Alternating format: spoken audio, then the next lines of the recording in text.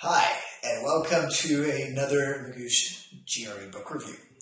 We've done quite a few of them by this point. We've done Princeton Review, we've done Kaplan, we've done Manhattan GRE.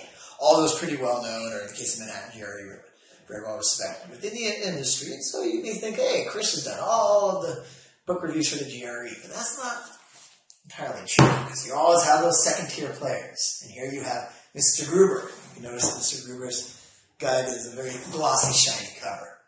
In general, I notice a glossy, shiny cover that jump out and grab you usually show that what's inside the covers is anything but glossy. In fact, it's severely lackluster. Is this the case with Gruber's? Well, let's start with the quant section first. With the math, I think it's pretty good if you're beginning to go through this book.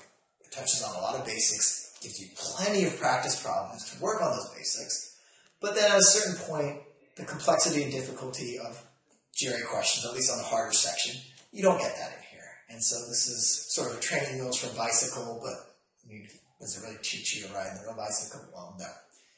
But again, not bad if you want some quant practice. What about GRE verbal?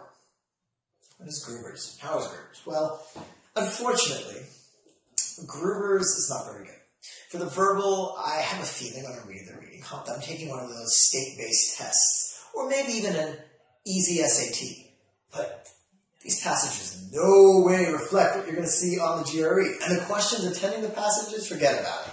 So if you do this for reading comp, you're probably going to be pretty unprepared for the actual test. Vocab-wise, there's lots of vocab in here. Again, the long list, a la Barron's 3,500 word list. You know, some of these exercises. You get your vocab jollies in here, but again, for the new GRE, it's not about vocab lists, it's about understanding vocab in context, using lists when necessary, but really getting the full meaning of a word, because you see how that word is used in writing.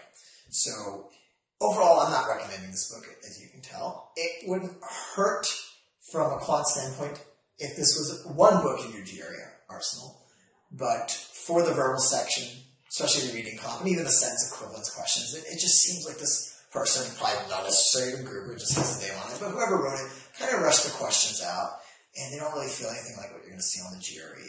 So this book gets a C-. And besides that, if you have it, don't necessarily throw it out, but don't run to the bookstore anytime soon, or else.